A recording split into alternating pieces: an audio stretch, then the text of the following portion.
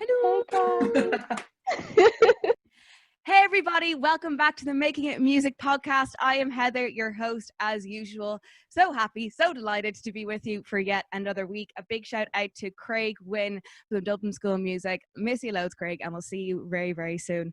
Okay, I don't know if you guys noticed, if you guys are watching this on YouTube, you probably would have realized that this week is a little bit different. It kind of looks like a bit of the beginning of the Brady Bunch theme tune. I'm like right in the middle. It's fantastic.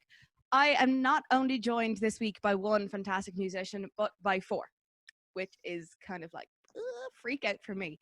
Let's start off with this little lady down here. I really hope it's actually down here when it goes up. So ZAPHO. This is ZAPHO, a.k.a. Elle Breslin. ZAPHO is a Dublin-based singer-songwriter and producer who strutted her way onto the scene back in 2018 with the super sexy and confident Like I Do. Do Like I Do. Such a class song. ZAPHO has only gone from strength to strength since then, and even though 2020 has kind of hit us all in the stomach, this lady has grabbed the bull by the horns as riding it all the way. Not only did she release 100 Ways with Ryan Shaughnessy in January, but you released your next single, Fight Me. Was that in February or March? And then it was, which was described as a powerful anthem of new femininity.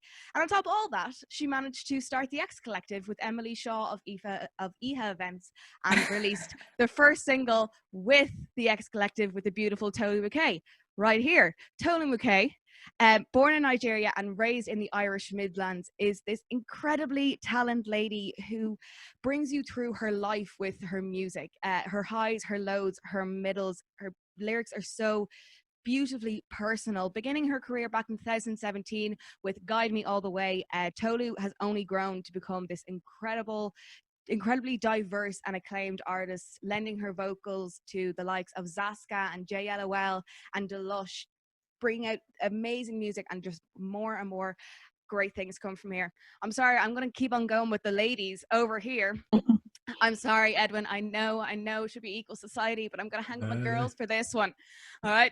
Let us fly furthest across the pond over here to Miss Brenna Carroll. We are going to fly over to America's Virginia to meet award-winning songwriter and Berklee College graduate Brenna Carroll, describing her music as a way to have meaningful conversations with her, with her listeners, with her audience.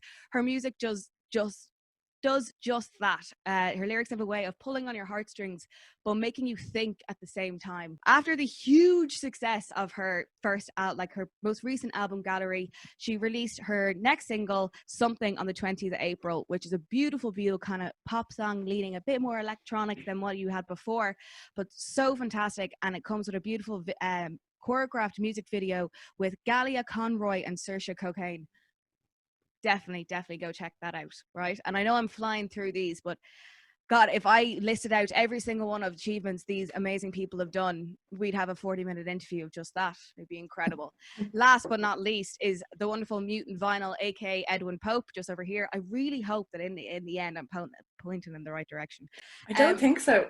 I don't think, yeah, because it's different per person. So it's like, you'd be like, Edwin. This person and this person. Edwin Pope, Mutant Vinyl, is a British multi-instrumentalist and producer. Since releasing his first body of work, Kick the Reel, which is that like a play on being like Celts Irish, like real spelt or EEL. No, Damn it. no, sorry. Hating that. He hates Irish people. Hate I love. I'm joking. Oh. So after his first body of work, Kick the Reel, in 2018, Mutant Vinyl has won themselves an army of fans, including Sir Paul McCartney. All right, so that's something. He supported the likes of the Rudimentals and Rita Ora on their European tours, and this electronic sax god has just released his brand new EP, A Year of Autumn, which is super, super groovy. So welcome everybody.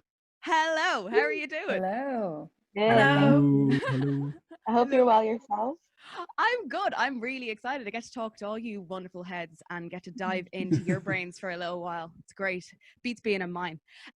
So before we jump into anything, there's one thing I really like doing on the Making a Music podcast called This or That, right? And it's a bit of a game just to kind of get people into it, see how people are feeling. So what I'm going to do is I'm going to give you all a choice. So it's between, I have 3 of them here and 3 this or that, and you get 2 artists each time. Okay.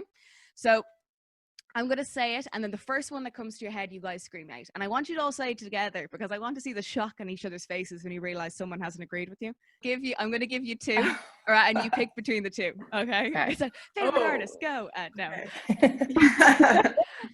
First 2, all right, because I realized when I was listening to the collective's music as a whole, you're all quite different. So actually, yeah, before I start anything, we are here because all of these beautiful people are part of the X Collective, this brand new 70-strong artist, musician, creative group that are all about just promoting, creating, and helping each other's art, which is fantastic. I'm not going to even tell you that much about it because I think ZAPHO down here or up here or across here is going to explain it way better than I am. But I noticed that between the X Collective, there's a nice underlying soulful kind of vibe throughout all of your artists, which is really cool. Everyone's slightly different, but there's this natural soulful feeling to all of the music. So I've kind of gone with that with the this or that this week. Okay, so the first one I have is Ray Charles versus Stevie Wonder.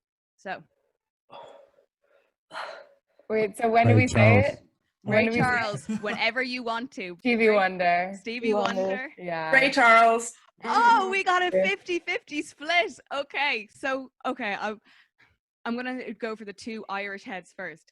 ZAPHO, Tolü, you both said, so ZAPHO, you said Ray Charles, Ray and Charles, Tolü, yeah. you said Stevie Wonder. I chose Ray Charles because he's essentially the godfather of soul R&B music. He's like the creator and a genius. So, and I've just been a fan of his since I was very young.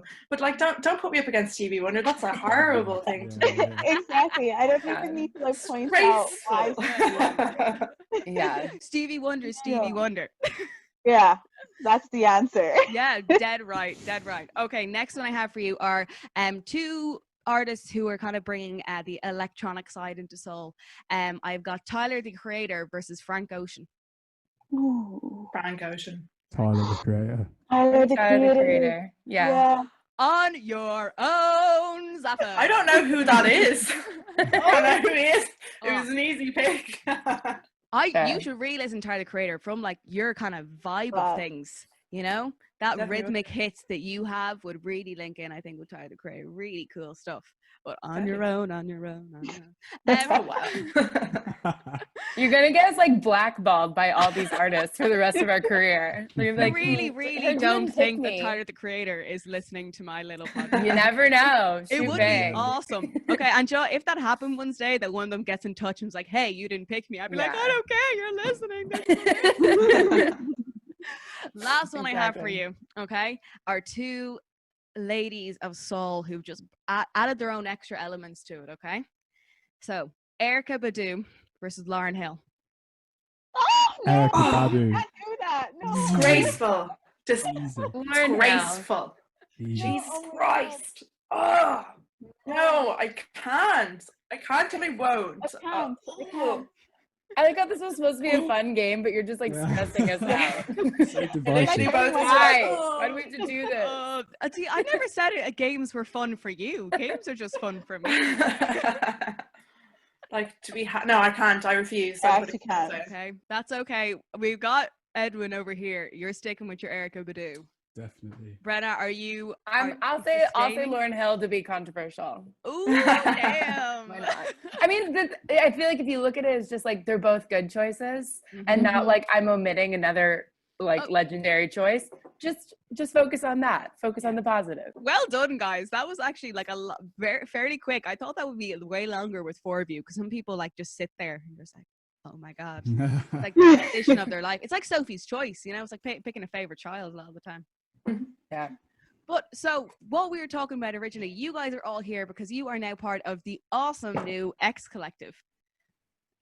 I'm going to just, ZAPHO, tell us a bit about the original beginning of the X Collective. It's only about what, like maybe a month and a half old at this point, 2 months old? Yeah, around that, 6 weeks old, yeah. Amazing. So started off during COVID, a support group for everyone who's involved. Dive in, tell us a bit more about it. You started this off with Emily Shaw of a.k.a. Events, yeah? Correct, yeah. So I guess Emily and I both would have separately had an idea of a collective of sorts, and we kind of had opened up a conversation when I met her at one of her events called a.k.a. Events about a year ago, and I was like, hey, I'd love to gather like a small group of people, something manageable. And then she's like, oh, but what about this element and that element? And her side is promotion.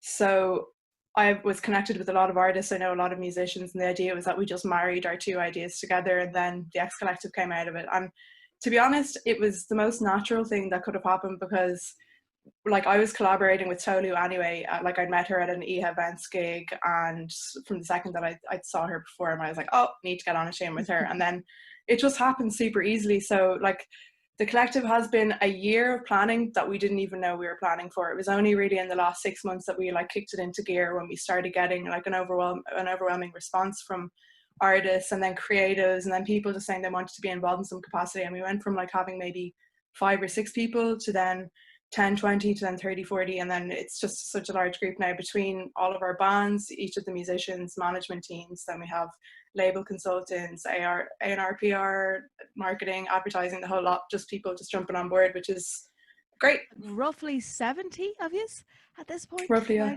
And it's growing and growing and growing, which is incredible. And one thing I really like about this is that it's not a label.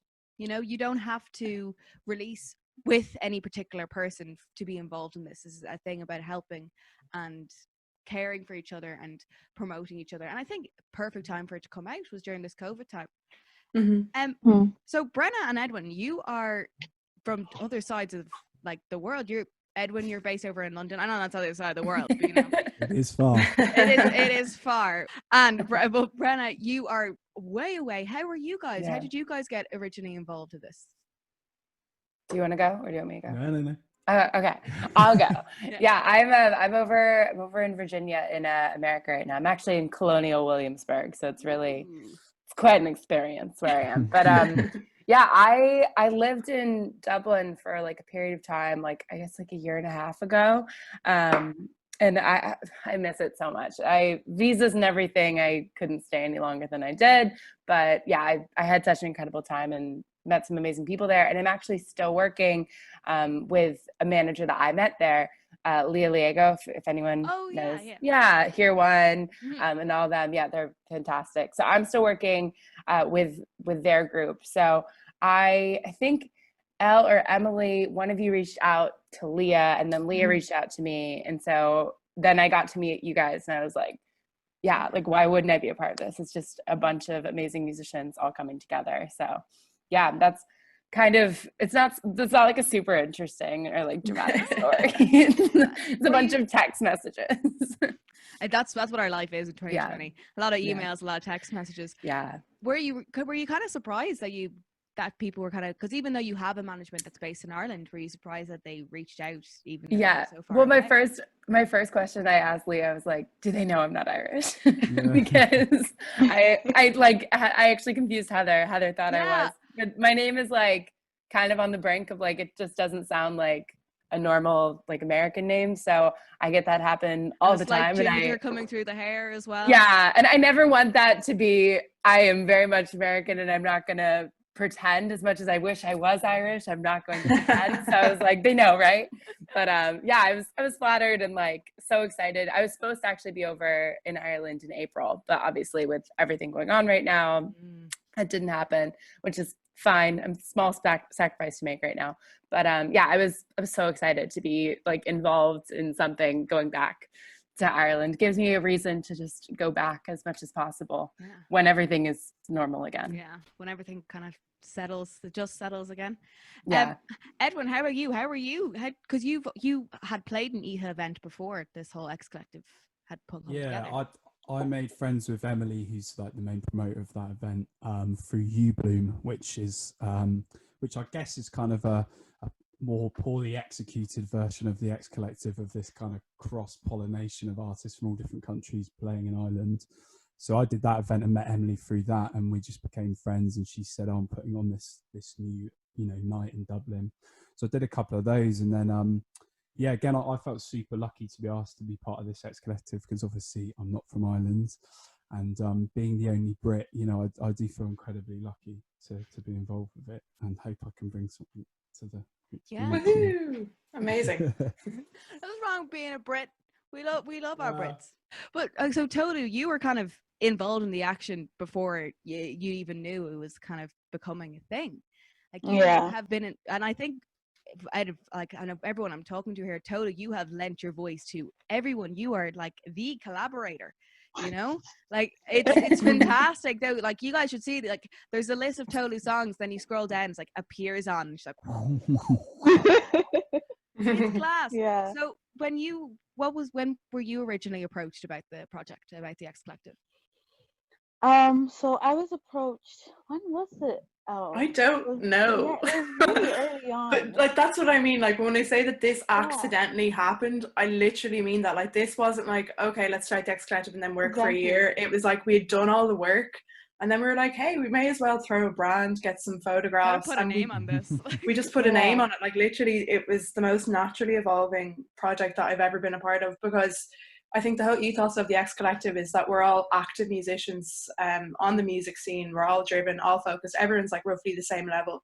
And the idea is that we're all doing it independently anyway. So it was just a matter of having a conversation with several musicians and saying, hey, why don't we just throw all of our resources and our knowledge and our skills together and just go up together, essentially. But with Tolü, like, because me and Tolü, I approached her about a song that I wanted to do like maybe a year ago. And then naturally it was last year, less than a year, was it? Yeah, it was so interesting the way we kind of like came together, especially with that song, because previously I was in Berlin, and then she went to Berlin, and she hit me up with the song, and she was like, oh, yeah, I'm just gonna send this to you, send me like whatever you want. So I sent her like just like voice notes, and then the way she like worked it out was just amazing. I was like, okay, I need to work with you, because it was just like professional, very fast, and I was like, okay, that's how I like to work. Cool, let's go. Thank you so much. And this was for Collide, yeah, correct. Okay, I don't know, like Collide, it was out on Friday the 12th.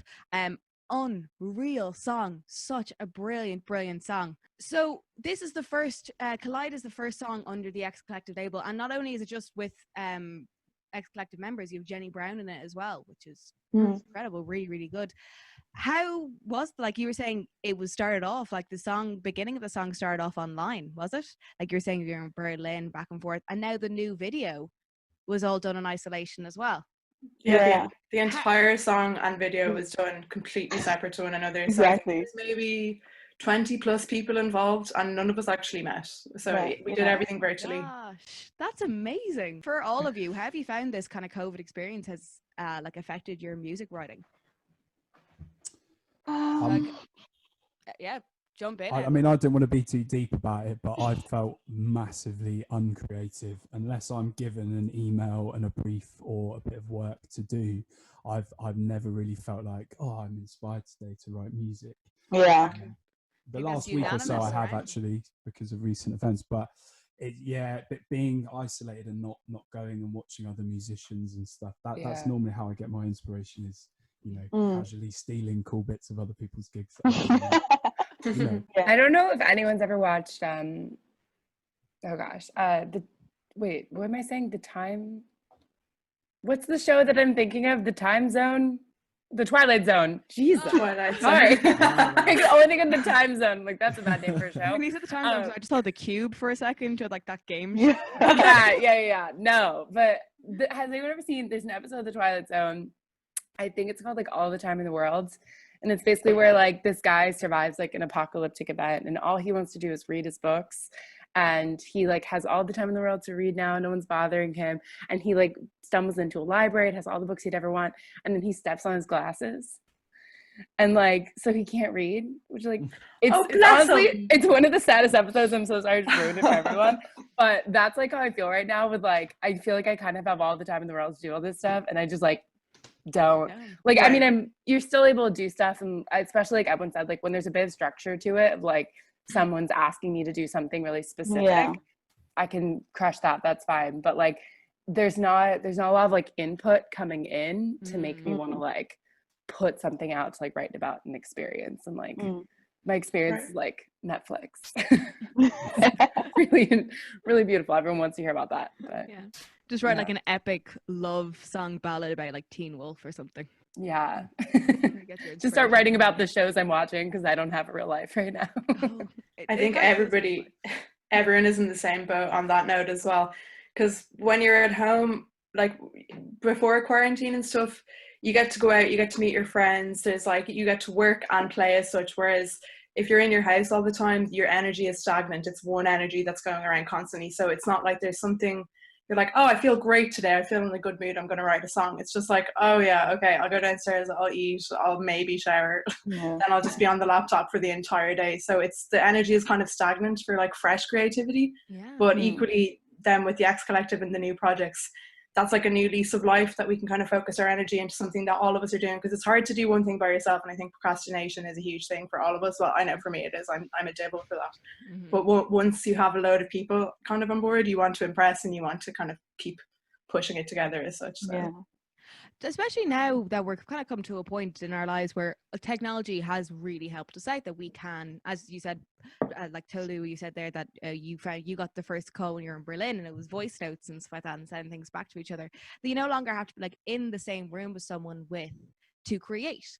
And like the X Collective, as you said, are so many different people from so many different areas. Do you think that maybe Brenna and Mutant Vinyl, you guys might do something from across the sea? Like, could a collaboration start with that? Do you think that now COVID has almost unleashed this extra part of the music scene? It's kind of like you don't actually need to be together to create. You can be together in a different sense. I feel like it's always been like that kind of anyway, of just, you know, pinging stems across to each other. For me, whenever I work on music, I always think about how it's going to be performed live.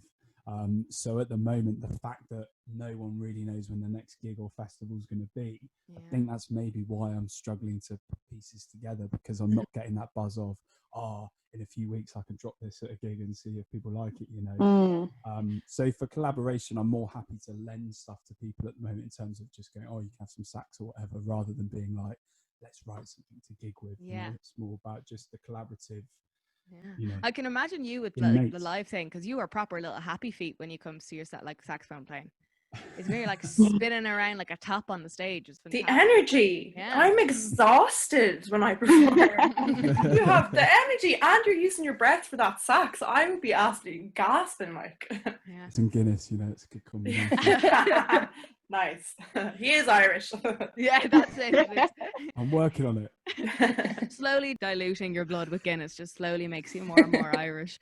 But, one thing you guys were saying there, that you're all kind of finding at the moment, it's hard with inspiration, you know, and it's hard kind of writing at the moment because you're kind of what you're doing. But I think something that we've all kind of been inspired by recently, and I don't know if you guys have heard Tolü's amazing Black Lives Matter song with Delush. Absolutely gorgeous. I also, please release that so I can put it on my phone. I like such a beautiful song. Yeah, it's quite I wasn't expecting like anyone to even react to it. I was just like, I'm just gonna put it out there, because literally it was I went to the march and the protest on Monday, the first one, which I was helping out in, and I had to leave early because I just felt like this huge wave of emotion that I couldn't really understand. And I couldn't like cry it out. So it was just like, what the hell is this sticky thing? And then the next day, like literally like for the whole month of June, I have like so much production work to do, like recording, and I couldn't record. And I was like, oh my God, this is too stressful. So the song just came out, like I just did the song, and I was like, I feel better now. Okay, cool. Right. Let me just send this to Delush and see if he can like tweak it a little bit. And then I was just like, I want it a cappella. I don't want anything extra. That's why it sounds so raw. But it's beautifully raw, because it really makes you kind of just, it grabs you in. And I think anyone who knows me knows that like me and harmonies is just like, all about them. Yeah, Tolü's a harmony queen. Yes. Oh my God. How because okay, let's look just looking at Ireland. So between yourself and Elle, this like we're gonna definitely jump on to Brenna because I think you're kind of in the heart of the action at the moment. But Yeah. from how have you guys been finding just it being in Ireland here, like, and everything is coming out because a lot of for Edwin and Brenna, a big thing that's over here in Ireland, we have a thing called direct provision, which was meant for ages seen as a very good thing because we were letting immigrants into our country and kind of giving them housing and stuff, but we did not know the extent of what actually was going on. People are stuck in these houses for years and aren't integrated into society, which is very hard if you're trying to become a part of another country, a part of another culture, you know. Mhm. How have you, between Elle and Tolü, how have you been finding things at the moment? Like you said, Tolü, I actually saw you at the march. I was kind of a bit further away. I didn't come up because I was keeping my distance from everyone. Okay. But I like it's really especially when you see everyone around, it's very like, Mhm. you know. Yeah. How have you guys been Um, finding it? my thoughts around it, it's been really weird to kind of articulate and, put my pinpoint on it because like I think for the most part when everything was going on, I was just like talking about my experience and, putting it out there. And then it came to a point where I was just like, oh, this is a lot, when you have to like talk about things that happened in the past and you're like just Yeah, uncovering like things that you didn't even know were was a thing. yeah. Yeah, that was like a lot to kind of handle. But then as time went on, I saw the importance of like talking about, experience that people have faced within Ireland. And then that brought about the whole discussion of direct provision. And when I saw the I think there's like a change.org link for people to donate and like sign and watch the video of people that are in direct provision. And when I watched that, I recognized one of the girls that were in it. And I didn't know that she was part of direct provision. Like we went to uni together. And I was just like, what? Yeah. That is insane. So basically in direct provision, um, yeah, like the amount a child is given is like €9 something, and the amount an adult is given per week is €19, and they have to like stay in like one room together. So for example, if like a mother has like 3 kids, they're all in the same like space. Yeah, they're all in the And one room and everything. yeah, It's it's maddening. very weird. It's and then if you're coming from a different culture, a different background, you like to cook your own traditional food, they're not allowed to do that. Like yeah, it's very bizarre. And like the friend that I had that was in uni at the state that was in that video, she was talking about like how you're not really integrated into society as you'd want to be because you're like segregated away, and you're not given like you don't have a citizenship, so you don't have the schemes for higher education because we have Susie so that we don't have to like pay. Yeah. Yes, so you don't have money to even get into the higher education that you want to get into. So her just talking about her experience and then learning that and realizing that she had to go through that with like no support, I was just like, Yeah, it's what the mad to think hell? about the food because I think this food thing is such a big thing of like Oh holding yeah. on to your culture and stuff like that. And if they're trying to get people to, it's like, no, you have to be part of Irish culture. It's like, then you can't keep us here and want us to be Irish and then keep Yeah. us here and not let us be our own people either. One thing that I actually read online yesterday that was that in the census, in our Irish census, there's no African Irish. Like Yeah. there's no Yeah. like what It's what very weird. Yeah, it's either, I think it's either African, I don't know what else is there, African but like American or African other. yeah, yeah, yeah. Yeah. With the others. Like what is that? Like you've lived here your whole life and It's yeah, it's very strange because I feel like we are the first generation because like our parents came to the country like in the 2000s, and we're the ones that grew up and kind of like assimilated into the culture and mhm, have the accent, went to the school, all that kind of stuff. So we call ourselves the first gen. But being the first gen of something, you don't really feel like you have your foot anywhere.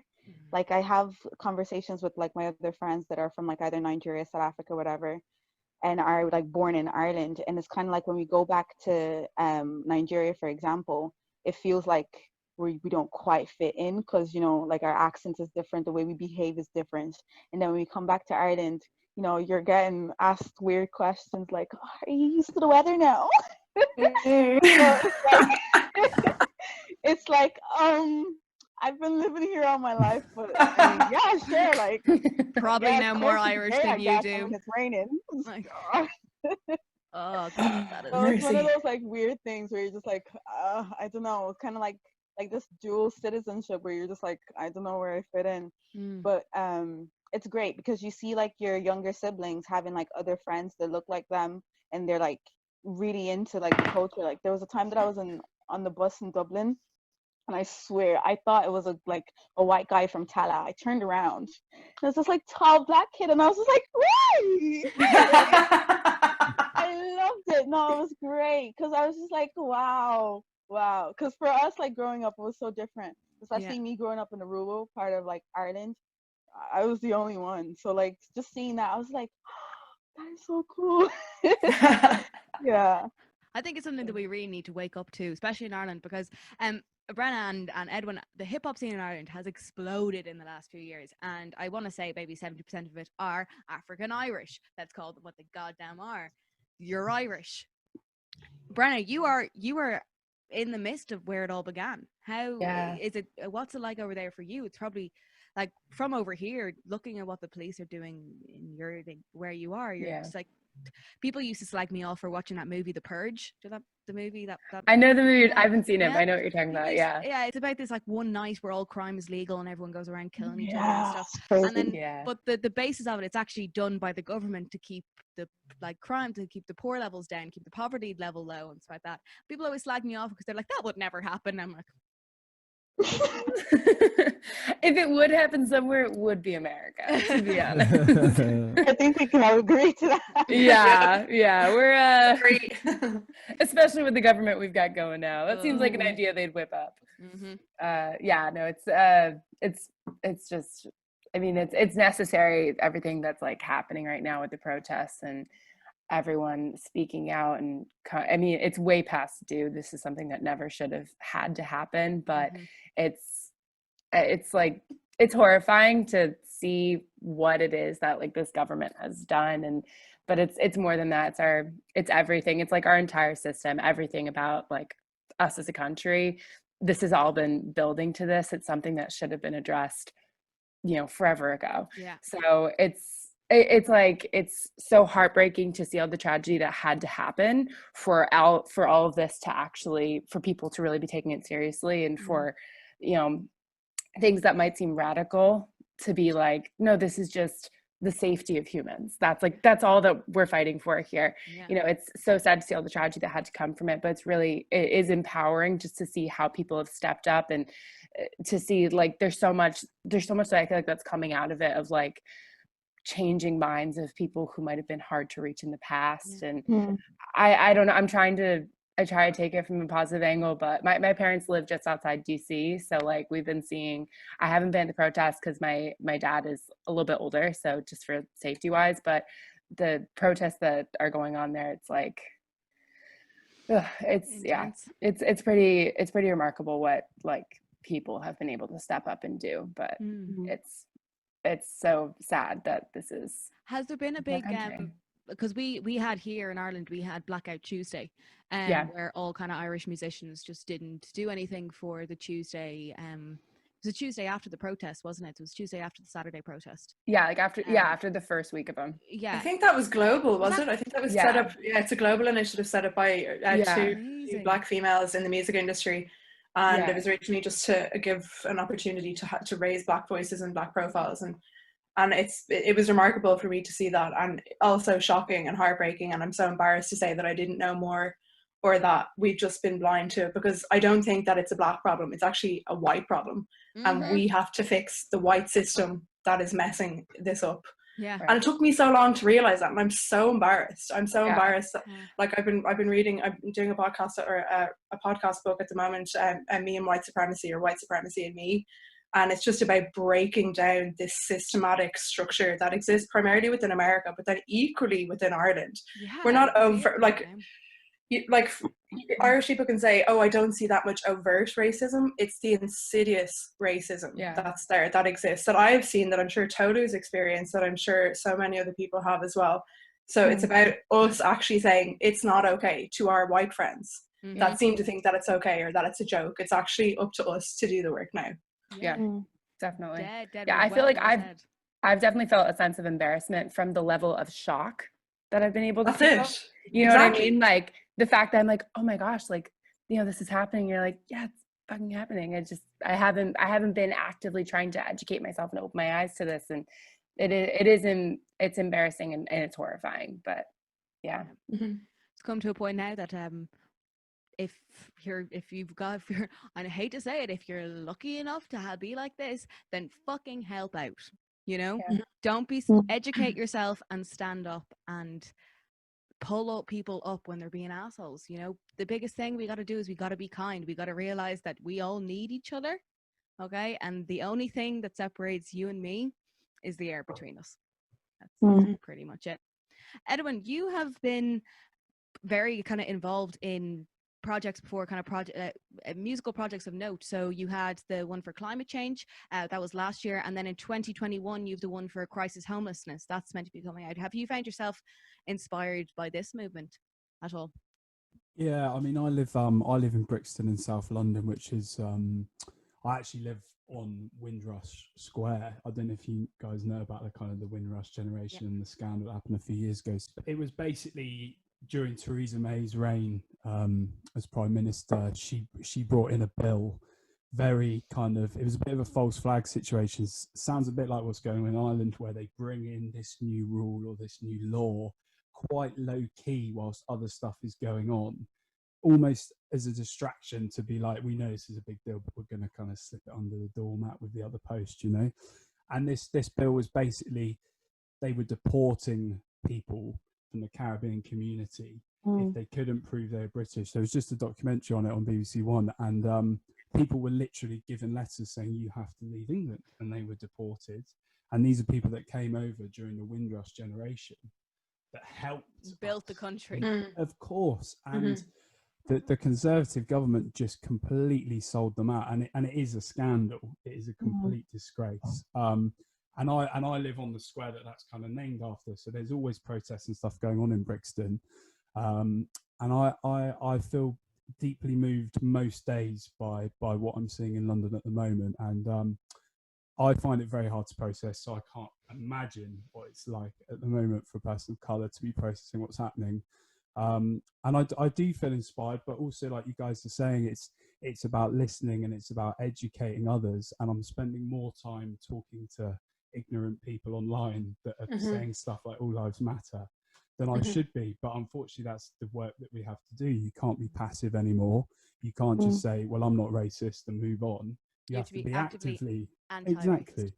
And when you see people saying things or saying jokes and stuff, you have to call them out on it, because you know, it's our time to fix this issue. It's not for black people to sort this issue out. It's for us to sort out.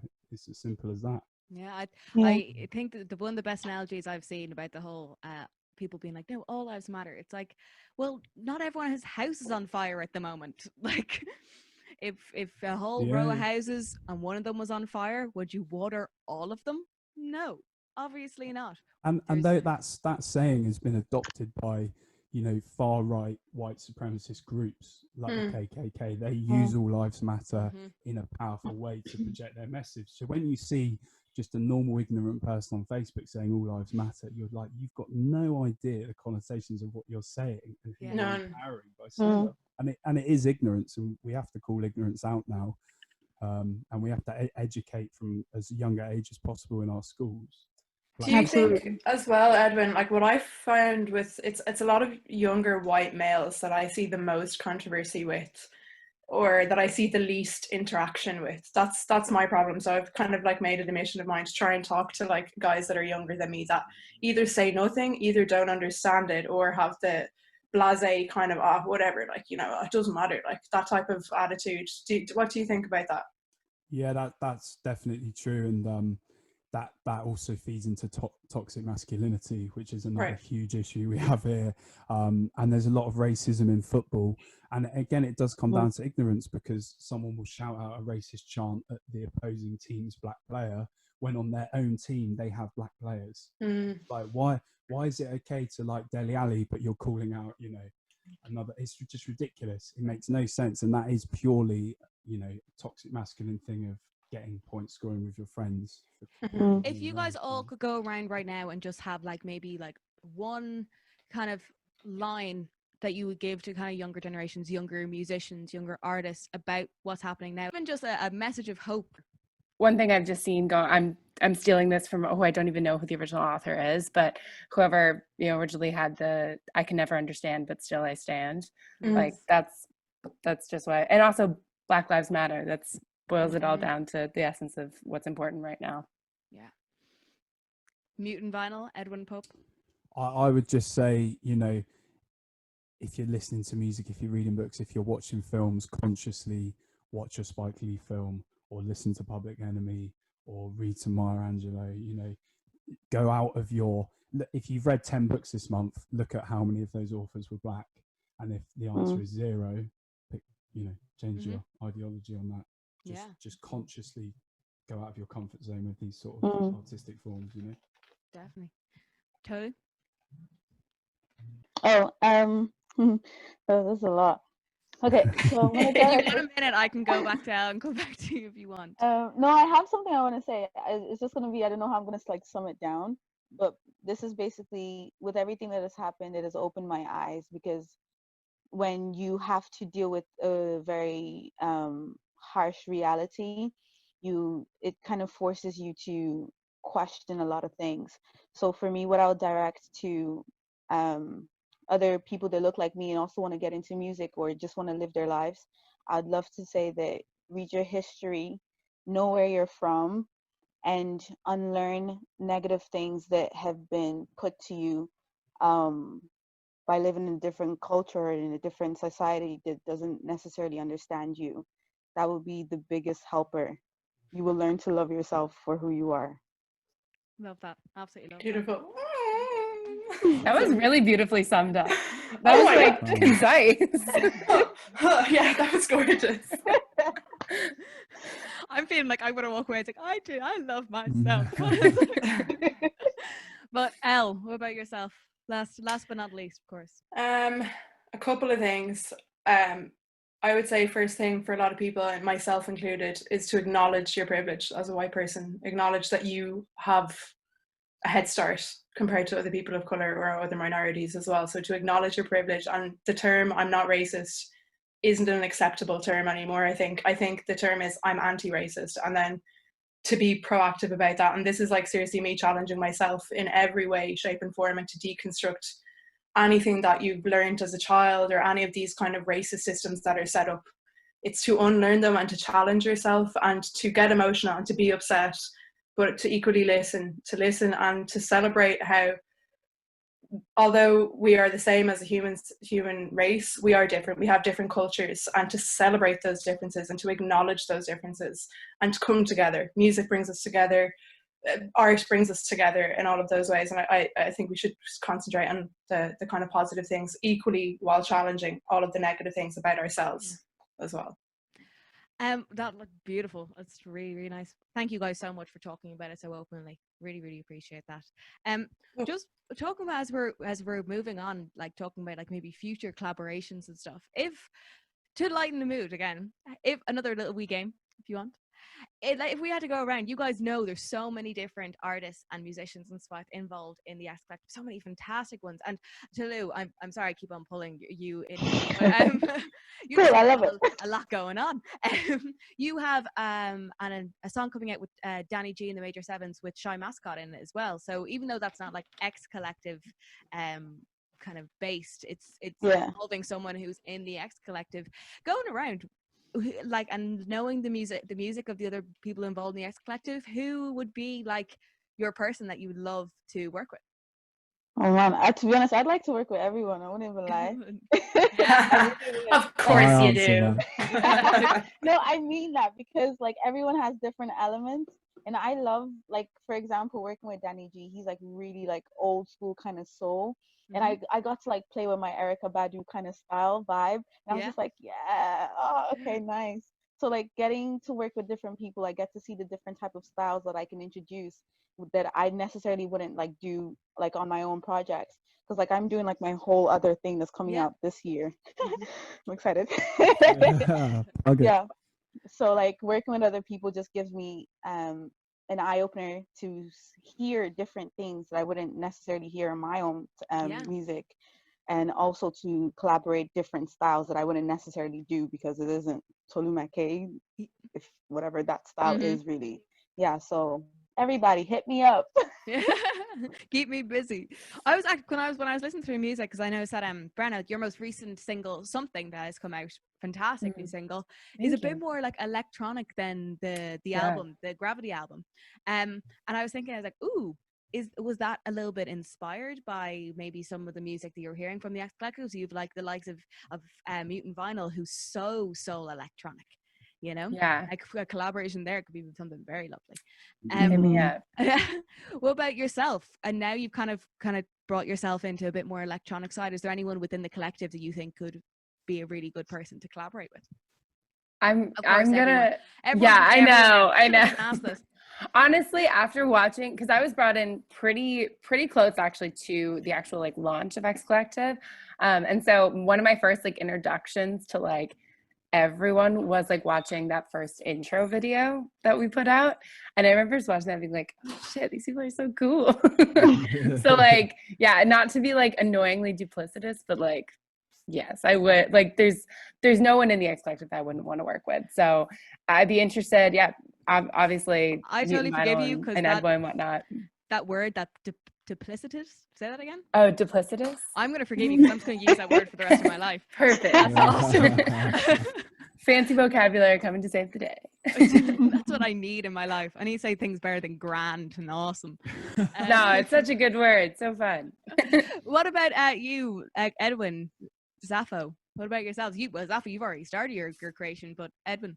Yeah, I want to go kind of the opposite. I want to go, like you're saying, Tolü, out of my comfort zone. So if someone goes, I've got this reggae tune, or I've got this like folk thing, I'd much rather, you know, try and do something in my vibe with a genre that I'm not really that accustomed to, just for the fun, you know, because otherwise I just make dub reggae until I'm 90. I paid to see that, a 90-year-old man on stage Dub with a reggae. saxophone playing dub reggae. For me, I mean, everybody's in the collective for a reason. They're all equally talented musicians and everybody has something to offer. So I fully intend on working with everybody in the X Collective. And as well, we do have, so Tolü and I will be releasing the first song, Collide. Then after that, we have another song, which I won't name the title just yet, but it's featuring 5 of the X Collective artists. So we have Edwin, who's going to come on board for a sax line. We have Gemma Bradley, Tosheen, and Sunita from Shukra, and myself as well. So that will be like another big 5-part collaboration with everybody in it. So there's room for everybody. Don't worry, we're coming. I'm coming for all of you. I literally will be reaching out soon because it's a large project to kind of divvy out different kind of tasks and stuff too. So we're still kind of finding our feet, and it's much bigger than we ever intended for it to be. But yeah, there'll be a lot of works coming out of everybody for the collective.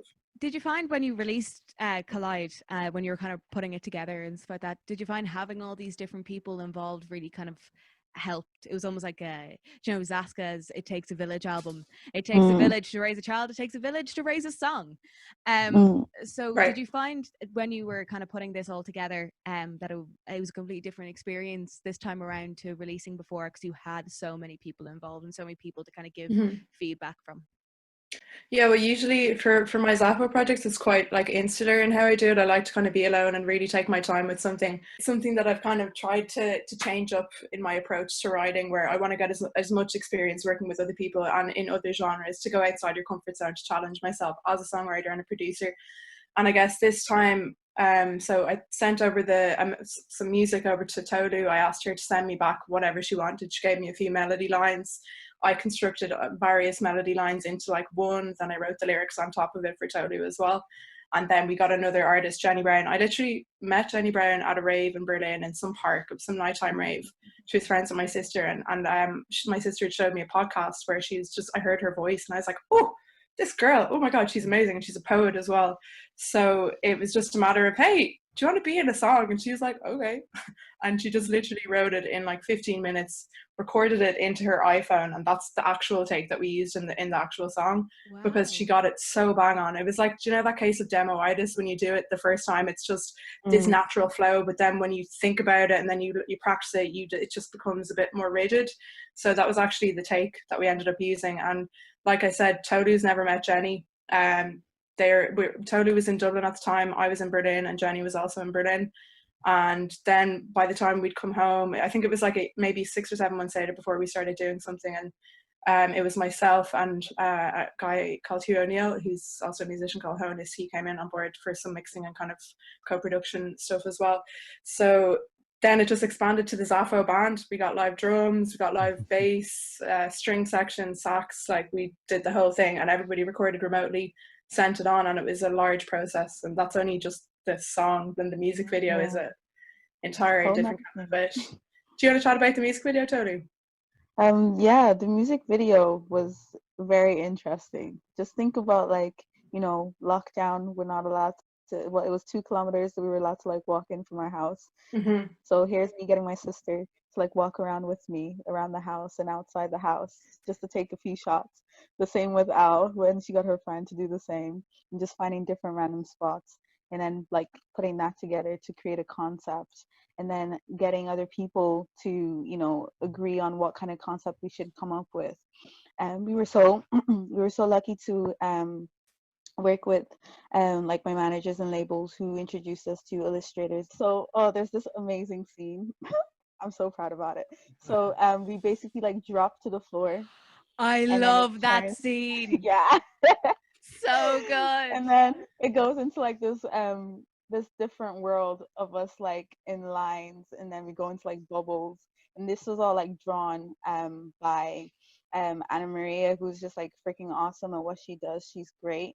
And yeah, like just to see how everything came together was like, when we watched it together, myself and Al, we were just like, oh my God, this is so cool. We freaking did this.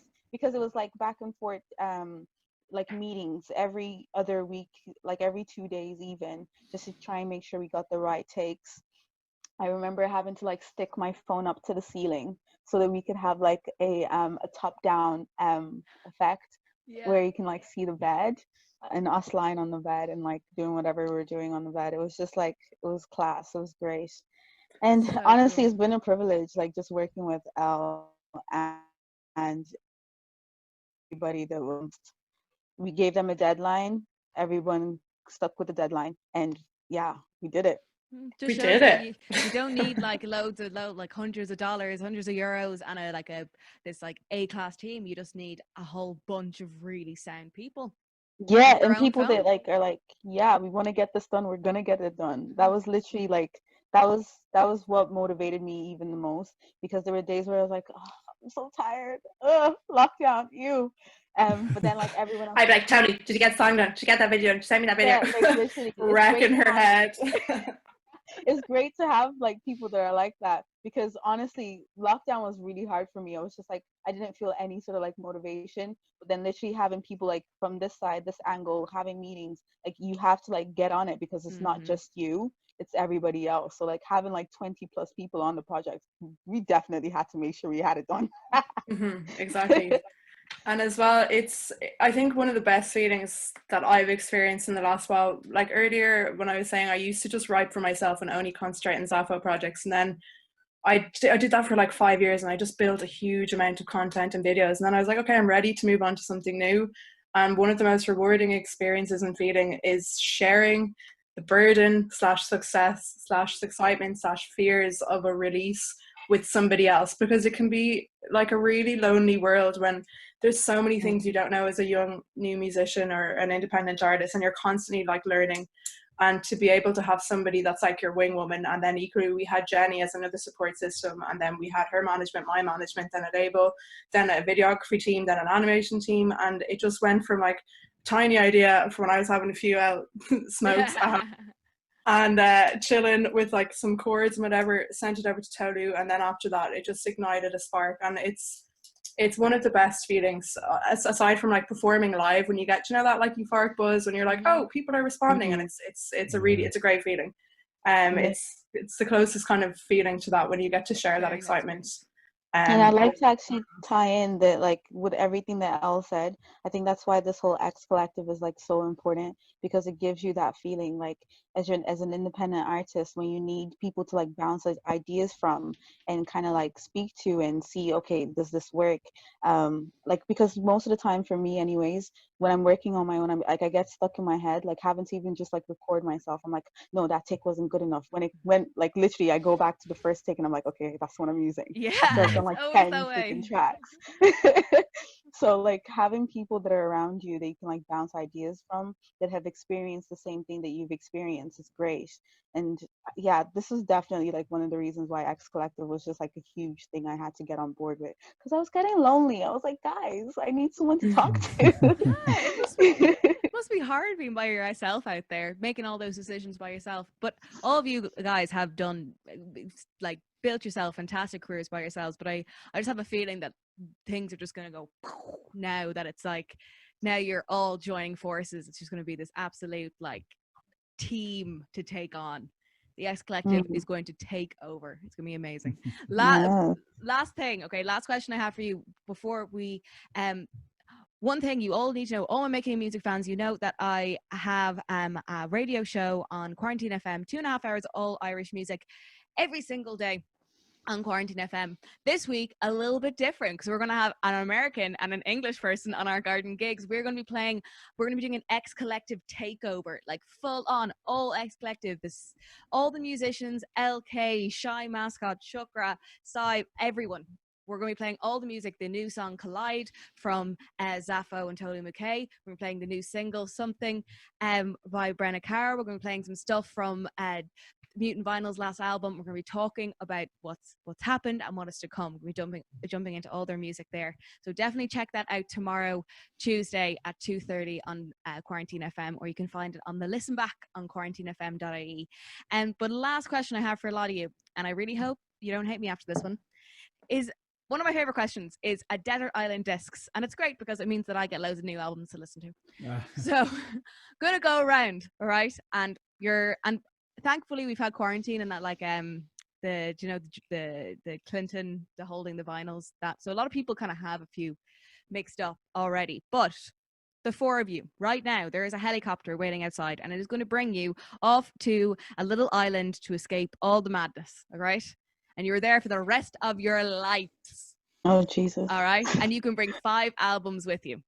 Only 5. All right? Oh, I thought it was only 1. Okay. I know, 5's a lot, man. All right. So I'm going to start with Edwin Pope, Mutant Vinyl, because you seem the most, oh, never mind. I thought you were the most excited and set for this. I'm excited, but I'm not ready. Excited, but not prepared. Oh, you want me to go? If you want. Okay. Massive Attack, Blue Lines, John Coltrane, A Love Supreme, Californication, Chili Peppers. I'm just picturing what I did for the Clinton thing. Yeah, that's a lot of them. Yeah. Gorillaz, first album. Erykah Badu, Unplugged, and That's 5. Oh, that's 5. Yes. Well done. That was did it. steam engine all the way through. That's like head down. I was yes. just remembering the Clinton thing. Right? Yeah. That has been the handiest thing for me. It's gotten like a solid 3 minutes off all my interviews now, because people have at least 4 pre-chosen. It's very funny. All right, Brenna Carroll, swing it. Other side of the pond. Edwin was so specific with albums, and I'm definitely someone that goes to artists and then we'll just go through their discography. So I'm gonna kind of cheat here, and we can all just envision your favorite album from these artists. Yeah, that's true. Thinking of new albums, I feel like everyone's been into Fiona Apple's new album, Vegetable Cars. It's a great album. That's specific. There's one. Yeah. Probably I'm thinking very current new albums, but Theo Katzman. Was it Songs in the Age of Vibe? The Vibe? I think so. I'm not getting the Something from title right. Age of Yeah. something. It's like a long title, and he's playing a he's playing a guitar with a bow. If anyone has seen the album cover, that's an incredible album though. I've throwing back. I've got very into Brenda Russell right now. So just like the entire discography of Brenda Russell. One of my good friends just like exposed me to all of her music, and that's amazing. I'm trying to think. Margaret Glaspie Devotion, another new album. And like Lawrence, one of their albums, probably their most recent one. I love their like single that came out just a few months ago. Weather is like one of my favorite songs right now. So Excellent. Yes. Nice. I always make like a playlist for myself of like the albums that people have picked. Yeah. For a musician, when people kind of give you, it's like, oh, the top 5 albums, it's kind of like reading their diary a little bit. It's like, oh, so this is what you listen to. Yeah. I'm not sure I would say that's like my lifetime, but if someone was taking me away right now, like that's what I want to listen to. That's good. It doesn't encompass. That's a lot of current releases, like new releases, but yeah. That's still good. And the thing is, it doesn't matter if it's new releases, it's multi-genres is what you need, you know? Yeah. You need kind of like that Pantera album for you to be like, when you can't get your coconut open or whatever. Keep you interested on the island. Exactly. Tolü, do you want to go next? Okay, I'm going to maybe cheat kind of like how Brenna did as well. That's okay. Okay. But I'm also cheating, FYI. Joe, we can go back and you can cheat, okay? Edwin, no bother. But like the 2 albums that I've literally rinsed like from top to bottom, Jaden Smith's Sire. That album. Jaden Smith? Wasn't expecting that album is ridiculous. Really? Actually, is a very good album. You need to listen to it. It's ridiculous. So definitely will. Yeah, so that album, and then Beyonce's Homecoming. That's just my anthem, morning to night. Yeah. Labyrinth. There's an album that he put out. It's really, I can't remember the name of it. But there's 2 albums. The one that he did, well, it's not really an album. The one he did for Euphoria, and then there's another one where it's like really kooky and just strange. I cannot remember the name of the album. It's great because he goes into like different types of genre, but it tells like a weird story. It's great. Labyrinth. Cool. And then who would be my 5th person? Ooh, I have to put in like a Nigerian musician, obviously. Wizkid, Starboy, his first album. That album was the first album I bought myself, like I paid for.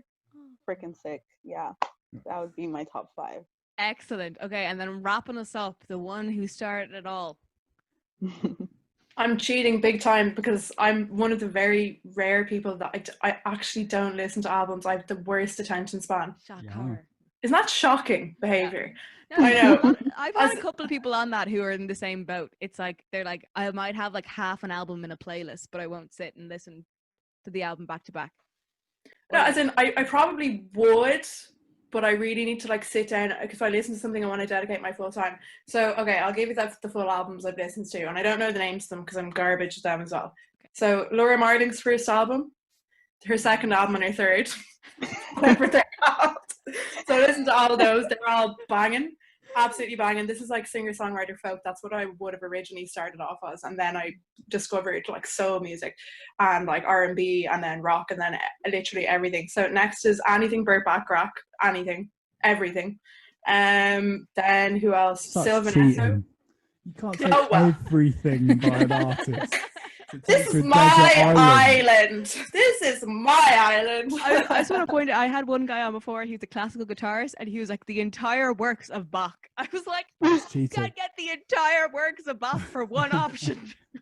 Okay, you give me 10 Burt Bacharach tunes, I'll take that. There you go. There's an album. Then another band that's inspired me so much, and the first time I saw them play was in Workman's. I was in the front row. I could literally see the sweat pour down her face. And then the second time I saw her was in New York in a giant stadium, and I was just like, oh my god, look how much these guys have grown. Sylvan Esso, their first album, and then equally, I don't know what they're called, I'm sorry, I think it's called Coffee, or I don't know, but whatever. And then the second album of them as well, and then Regina Spektor and her whatever album she did, probably not the most recent one, but like her first one. She is banging, and she's also so weird, and I love that she includes all of these weird kind of like tones and like just different registers, and her voice is really quirky and cool. So I've included about 60,000 songs in that list. So Yeah. that should probably cover it. You I'm can like sorry. you can make like your own CDs that are like Yeah. they're like mixtapes of Exactly. that Thank have you, loads Brenna. of, yeah, it makes sense. Positivity. See, It works. It works. Edwin's just like, no, I'm Yeah. done. I'm leaving. He's like, you rat bags. Edwin had to go first, so Edwin had to play by the rules, and then we all were just like, Edwin, here's some of you my go favorite again. songs. If you Yeah. want, you can have another go. I just want every Prince song. I want There you go. every one of the 2,000 Prince songs I've got. in my Excellent. library. Yeah. Even though Can we all be on an That's island awesome. together so we can Yeah. share albums? Yeah. Exactly. Yeah. we have to Perfection. socially distance. Yeah, socially different, but we can like slide the albums across. Yeah, The only thing crispy. keeping us sane. What about you, Heather? Yeah. For me, oh gosh, God, no one's actually asked me this question before. You Do you freaking like it? got her. Who would you pick, Erica Badu or Lauryn Hill? Huh? Lauren Hill. I can't Yeah. get over that. That was a quick answer. I know, That's well, because good. I love them both, but it's just something. Lauren Hill was kind of the first kind of opening to kind of, because I was raised on like the Rat Pack and Ella Fitzgerald and the likes of those. I'm huge, like Love Ella is my top album of all time. Is her Gorgeous. collection. I love kind of jazz music, and then I started hearing, then I started listening to the Fugees. My dad was into the Fugees, and started listening to people, started listening to like Heather Small and Lauryn Hill, and they kind of showed me that you can kind of still take kind of jazz elements and blues elements and bring them into kind of modern music and stuff like that. And then I saw Lauryn Hill in Sister Act 2, and that just like solidified the love. I was like, yeah, you are the Yeah. American Sinead O'Connor, and I stand by you. You're awesome. Class. Thank you guys so much for coming on. Everyone, make sure you come on to Quarantine FM tomorrow at 2:30. We're going to be playing all of the class tunes from these people and from the rest of the artists of X Collective. Thank you guys so much for joining us. This has been the Making of Music podcast. Thank you for tuning in once again, and I hope you guys have a fantastic week. Make sure you check out the X Collective and all who are involved. They're wonderful and beautiful. And thank you guys so much. Thank you. Thank you for having us.